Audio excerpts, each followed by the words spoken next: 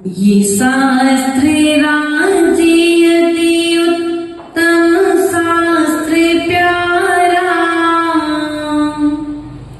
जो भी लिखा सच लिखा गुरु ने उचारा। जो जो रहस्य इसमें गुरु आप खोलो, मैं मौनी हूँ अभी यहाँ, गुरु आप बोलो। मैं मौनी हूँ अभी यहाँ, गुरु आप बोलो। बोले अनंतानंद सिद्ध परमेष्टि भगवान की, देवादिदेव मूलनायक आदिनाथ भगवान की, शासनायक भगवान महावीर स्वामी की, आचार्य भगवंत सोम कीर्ति जी महाराज की, आचार्य भगवंत विराम सागर जी महाराज की, आचार्य भगवंत विशुद्ध सागर जी महाराज की, समाधि भक्ति के रचित आचार्य गुरुवर विभव सागर जी महाराज की। श्री श्री माता जी की जय। परम पूजन के सुबह संग श्री माता जी की, परम पूजन के सुबह सुबह श्री माता जी की, समस्त अधिकार सभी की। प्रिय बंधु, यहाँ पर अपना विषय चल रहा था कृष्ण के पुत्र प्रद्युम्न कुमार का जीवन चरित्र। जो मोक्षकामी जीव हैं, उसी भाव से दीक्षा लेकर के मोक्ष को प्राप्त करेंगे। ऐसे प्रद्युम्न कुमार के जीवन चरित्र को सुनकर के हम अपने चारित्र को उज्जवल करने का प्रयास और पुरुषार्थ कर रहे हैं।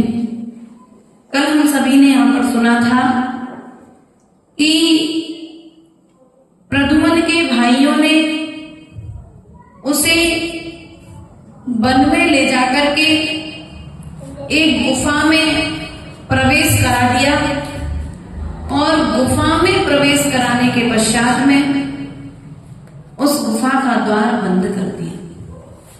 जैसे ही प्रद्युम्न कुमार उस गुफा के अंदर प्रवेश किया, उस गुफा के रक्षक देवता ने प्रकट होकर के प्रद्युम्न कुमार से युद्ध किया, और युद्ध करने के पश्चात में उसे अपनी विद्याएं प्रदान की, और विद्याएं प्रदान करने के पश्चात में जो भगवान नेमिनाथ ने समोषण बतलाया था कि तुम्हारी इन विद्याओं का स्वामी प्रद्युम्न कृष्ण का पुत्र होगा, वह वार्तालाप बताने के पश्चात में कृष्ण उस गुफा से अपने घर की ओर वापस आता हुआ दिखा। और वह जब आ रहा था तो बहुत सुंदर वस्त्र, धन आदि आदि निधियां लेकर के अपने घर को वापस आया। और जैसे ही वापस आया, उसके जो भाई थे वे उसको जीवित देख करके बहुत दुखी हुए। उन्होंने विचार किया कि देखो, प्रद्युम्न ने इस गुफा में प्रवेश किया है, सो इसे यह धन बल मिला है, हम भी इस गुफा में प्रवेश करेंगे। उन भाइयों में से एक भाई ने उस गुफा में प्रवेश किया, और प्रवेश करने के पश्चात में वहां के देवता ने से युद्ध किया, और युद्ध में जीतने के पश्चात में उस देवता ने उसे 2 चमर, 1 छत्र, 1 रत्न, 1 तलवार और वस्त्र आभूषण और पुष्प देकर के उसे विदा किया। जितनी निधियां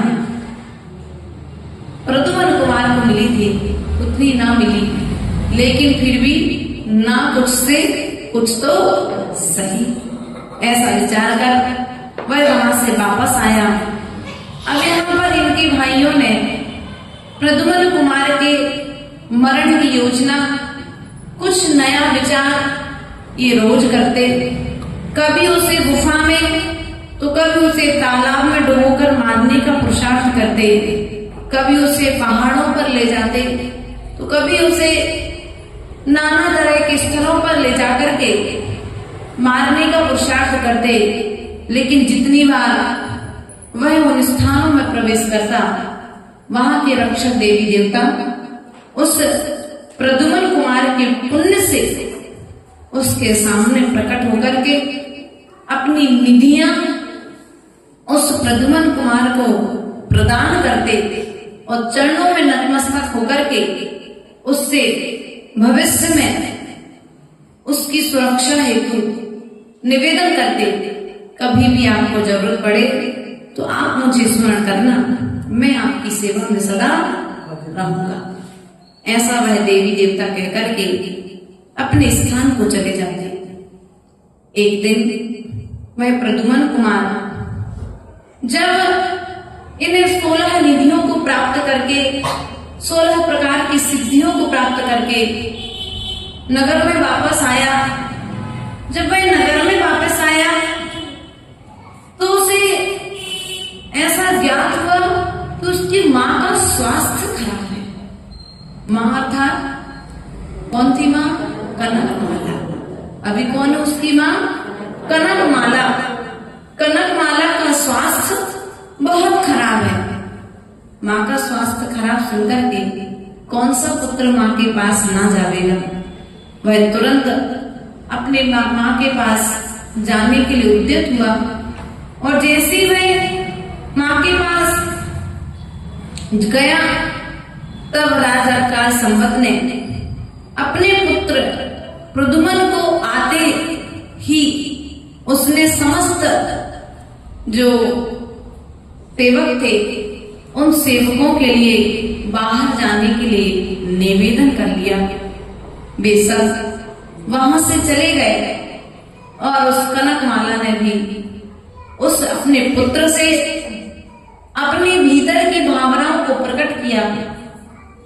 उस कनकमाला ने कहा, देखो पुत्र, तुम जानते हो कि मैं तुम्हारी मां नहीं हूं, मैंने तुम्हारा मात्र पालन किया है, इसलिए अब मैं जैसा व्यवहार तेरे पिता काल संवत मेरे साथ करते हैं वैसा व्यवहार तू मेरे साथ कर, मैं तुझसे प्रेम करती हूं। एक दुर्भावना जब मां के मन में आई तो वह सुनकर के बड़ा आश्चर्यचकित हुआ कि जिसने मुझे मां पुत्र के तुल्य पालन किया, आज वही मां मुझ पर आसक्त होकर के मुझसे भोग करने की बात करती है। वह थोड़ा शांत रहा और शांत रह करके वह वहां से उस स्थान को छोड़कर के वन की ओर चला गया। और जब वह वन में गया तो उसी वन में एक मुनिराज मिले जो अवधि ज्ञान के धारी थे।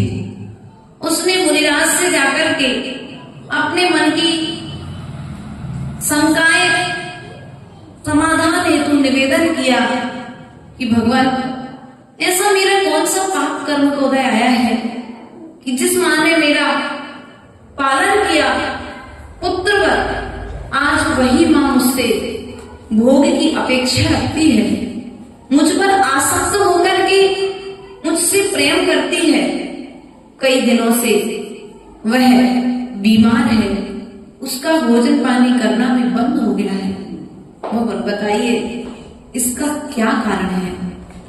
तब उन मुनिराज ने कहा कि हे प्रद्युम्न कुमार, यदि तुम सुनना ही चाहते हो तो तुम अपने पूर्व भव का वृत्तांत सुनो। जब तुम राजा मधु की पर्याय में थे तब तुमने राजा हेमरथ की पत्नी चंद्रप्रमा पर आसक्त होकर के तुमने उसका हरण किया था और हरण करने के कारण से तुम दोनों ने कई समय तक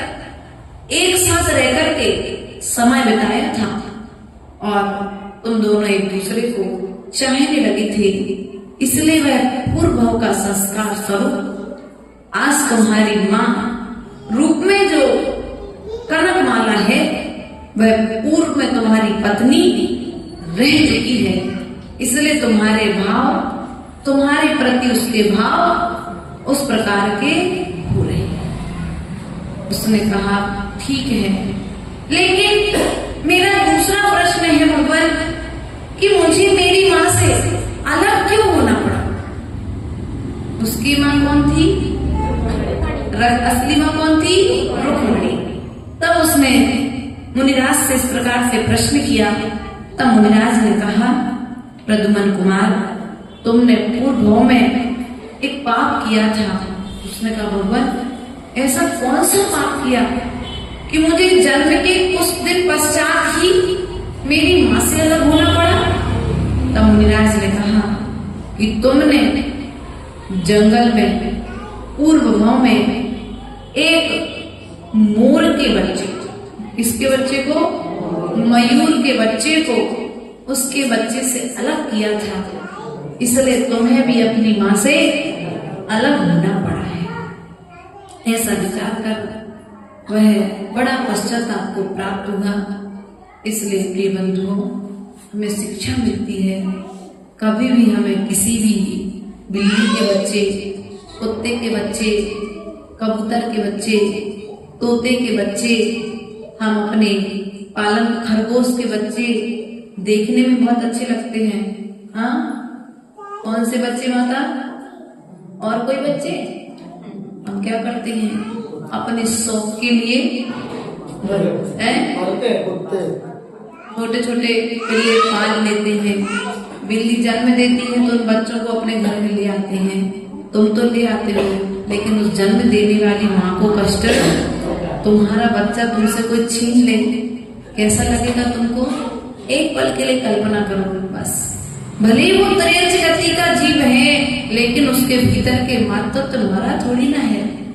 इसलिए यदि हम किसी भी तरह के जीव जंतुओं का पालन करते हैं, उनकी रक्षा करते हो बात अलग है, लेकिन उन्हें आजाद रखो, उन्हें बंधन में मत रखो। ऐसा विचार कर उसने अपना पूर्व भाव सुना और मुनिराज ने कहा कि हे प्रद्युम्न कुमार, अभी तो तुमने पूर्व में उस मयूर के बच्चे को उसकी मां से अलग किया था, इसलिए तुम्हें अपनी मां से अलग होना पड़ा है।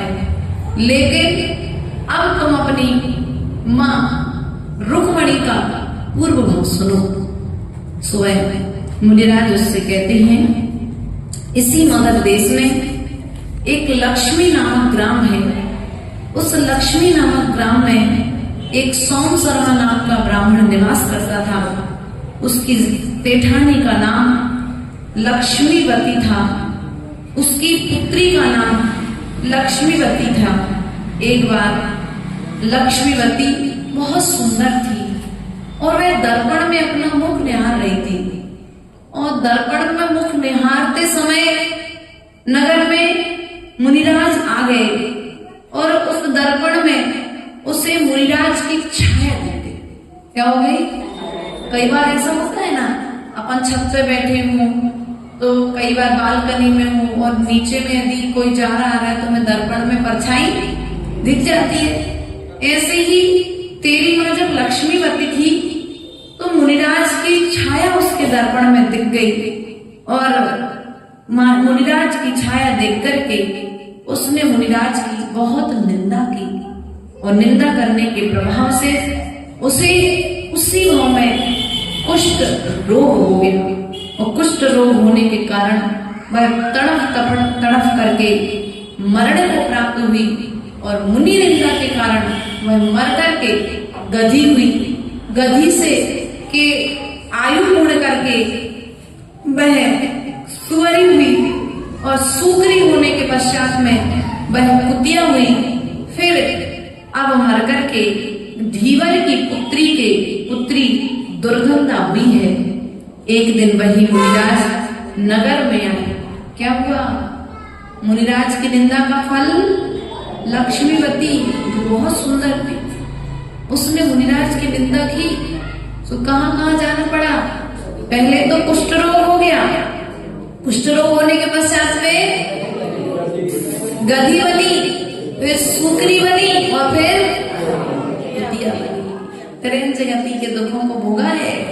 इसलिए ध्यान रखना माताओं, मुनिराज बनाते और मिटाते तो नहीं हो, लेकिन निंदा करने से पीछे नहीं जाता। सबसे ज्यादा दोष कौन देखता है? हम लोग देखते हैं। अरे भैया तुम महिलाओं की चर्चा करते हो, तुम कम थोड़ी ना हो। ध्यान रखना, तुमसे अर्थात सबसे कह रहे हैं, जो नहीं आए उनसे भी कह रहे, जो आए उनसे भी कह रहे। कहीं ना कहीं हम मुनि निंदा करके अपने कर्णों को शांति प्रदान या तो सुन करके शांति देते हैं या मुख से करके शांति देते हैं। अरे भैया यदि सभी तुम्हें किन्हीं मुनिराज की बुराई खड़ा कर दूंगी मैं, पाठशाला की टीचर, आप ये अनुशासन भंग करेंगे तो किससे अपेक्षा रखें अनुशासन की? ऐसा कार्य मत करो। यदि हम ही मुनिराज की निंदा करेंगे तो इस भविष्य की पीढ़ी को क्या सिखाएंगे? हमें मुनिराजों की वंदना नहीं करेंगे, उनका गुणानुवाद नहीं करेंगे। और तो और आजकल लोग कहते हैं कि अब सबको सामने तो दिख रहा है तो मुंह से क्या ही आता है। भैया सबको सामने दिखने के बाद में भी आप अपने मुख से कह करके अपने कर्म का बंध मत करो। जो जैसा करेगा वो वैसा, बोलो तो मिलन भैया, राकेश भैया, जो जैसा करेगा वो वैसा, बोलो तो जो जैसा करेगा वो वैसा भरेगा। इसलिए अब दूसरे की बुराई करके मुनिराज हो, आलिका माता जी हो, आचार्य परमेश्वरी हो, चाहे कोई साधारणी श्रावक भी हो, हमें किसी की निंदा अगर करोगे तो अंतिम समय में कुष्ठ रोग। अब फिर आके कहोगे माता जी हमने तो कोई पाप नहीं किया, लेकिन ये सफेद दाग क्यों हो गए हमें? इसलिए हो गए, हो सकता है इस जन्म में तुमने अच्छा किया हो, कोई अगले जन्म में मुनिराज की खूब हंस हंस के प्रशंसा की थी, खूब बढ़िया मुनिराज को नीचा दिखाया था, मान कसाय के वशीभूत होकर के तुमने उनका बहुत अपमान किया था। तो इस भाव में तुम इतना आज भक्ति भाव उत्पन्न हुए, करना चाहते हो, लेकिन फिर भी आहार दान नहीं दे पाओगे क्योंकि वो कुष्ठ रोग तुम्हारे शरीर में मर करके फिर तुम्हें सुअर बनना पड़ेगा। बताया था ना, सूकरी तुम्हारे यहाँ तो, यहाँ वो सुगंध दसवीं वाली कथा नहीं है, ये दूसरी कथा है। वो वहां पर सूकरी, फिर गधी, फिर वहां से मरकर की कुतिया हुई, और कुतिया बनने के पश्चात में फिर वहां के दुख भोगने के पश्चात में वह धीवर की पुत्री हुई। और पुत्री जब धीवर की पुत्री हुई तो धीवर की पुत्री वह एक दिन, वह धीवर की जब पुत्री हुई तो नदी के किनारे एक दिन वहां पर एक मुनिराज का आगमन हुआ। क्या हुआ? क्या हुआ? नदी के किनारे एक मुनिराज का आगमन हुआ। देखो उस बच्ची ने कैसे मुनिराज की वैयावृत्ति की। जैसे ही मुनिराज उस नदी के किनारे सामयिक आदि करने के लिए बैठे तो उसने सोचा कि देखो इतनी तेज ठंड है, तो उसने पास में जाकर के एक अलाव जला दिया। क्या जानते ना आप लोग, सीढ़ी लकड़ी वगैरह जला करके वहां पर पास में रख दिया। मुनिराज तो सामयिक में लीन थे, सुने तो पता ही नहीं था बाहर में क्या हो रहा है। उसने वैयावृत्ति की, फिर उसने मुनिराज के ऊपर में एक शीत निवारण के लिए एक कपड़ा डाल दिया। कपड़ा डालने के पश्चात में वह पूरी रात उस अलाव को जलाए रखी। प्रातः कालीन बेला होने पर उसके पिता ने वो कपड़ा आदि हटा दिया, और जब प्रातः कालीन बेला हुई तो मुनिराज ने उस दुर्गंधा का नाम लक्ष्मीवती बोला। क्या बोला?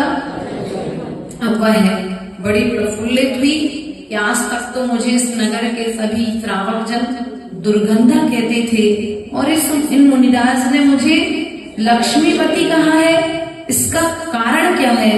सो मुनिराज ने उसका पूर्व भाव से बतला दिया कि तुम पूर्व भाव में तुमने क्या किया था?